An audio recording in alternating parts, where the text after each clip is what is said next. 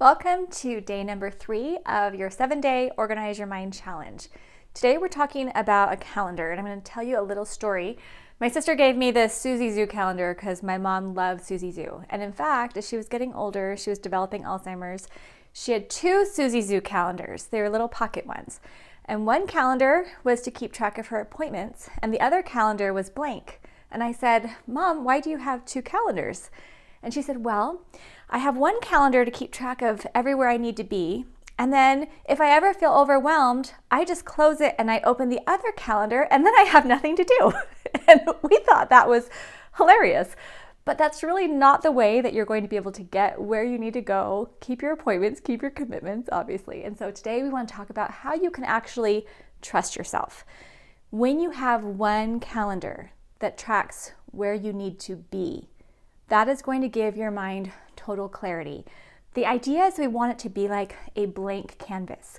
When I wake up in the morning, I want to look at my calendar and I want to feel like I have nothing to do. But I also want to make sure that I keep track of all the appointments and the commitments that I've made so I can be responsible, I can be accountable to myself, I can show up, I can pay bills on time, and I can do all those things that need to be done to keep our home and family and business running. As you're deciding where that calendar should be, you may want to go digital or you may enjoy a paper calendar. Now, for years, I used to just use a very simple paper calendar inside of a paper planner. And that was really great until Eric and I started working together and running an online business and the world became a lot more digital. Now I completely use my Google Calendar to keep track of all of my appointments, meetings, everything that has to be done at a certain time. But if you want to go paper or you want to have a big wall calendar or you want to use something that's different than what I'm using, that's totally fine. It's just that you need to have one place that has everything. You don't want to have some appointments on one calendar and some on another and some in your head. You want one place, okay?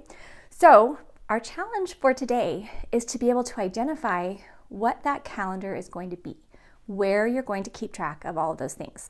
There's 2 more things, though, I want to talk about before we close up the calendar discussion. So first was one place. Second, I want to talk about calendar triggers. Triggers are amazing because they aren't appointments. It's not places where you need to be, but they're set up to help remind you if you have someone's birthday or you want to get started on a project or you want to remember to follow up on something. I keep a different layer on my Google Calendar, so it's a different color, it's a totally separate calendar to keep track of all of those things.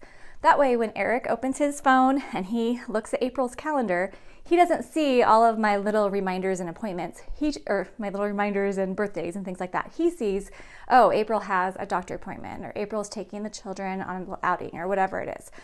But that trigger layer is going to be amazing. If you have a paper calendar, I recommend you write in a different color ink. So you might want to have all your appointments in, let's say, blue, and then all of your triggers maybe in like red or purple or something like that.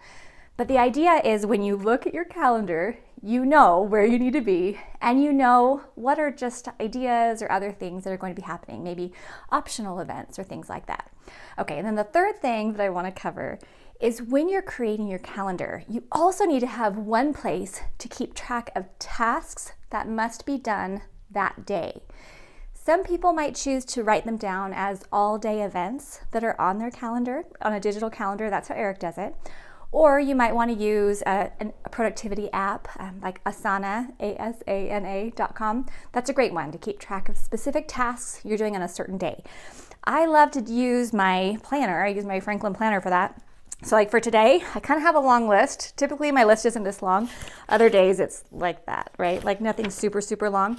But this is everything I need to at least think about today before I go to sleep. And a lot of them are just like, quick things, quick phone calls. And I've actually done a couple of them, which I'll check off in a minute, but not right now.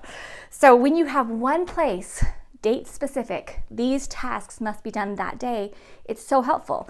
Because then if I'm like, oh, hang on Monday, I need to run this specific errand because I'm going to be out in that area anyway, I just flip over to my Monday calendar, I write it down, and then on that Monday, I'm going to go ahead and get it done because this list is manageable.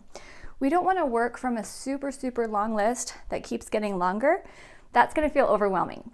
But when you have a very short list, and sorry, this wasn't a great example for today, but when you have a short list and you can just check them off and get them done. It's gonna feel amazing. So just a quick review. We talked about having one place, paper or digital, to keep track of where you need to be. Then we talked about having a different layer of your calendar, whether it's a digital layer or a different color ink, to keep track of those calendar triggers or reminders. And then we talked about having one place to write down tasks that need to be done on a certain day, that are flexible, right? Not appointments, but flexible tasks. We have a post on our website about 3 ways to love your calendar. We review this, you can read through it, but we want you to implement it. We want you to do that because having this calendar is going to build a solid foundation for the rest of your Command Central, which is what we'll talk about more later. Okay, so enjoy and we'll see you in the next video.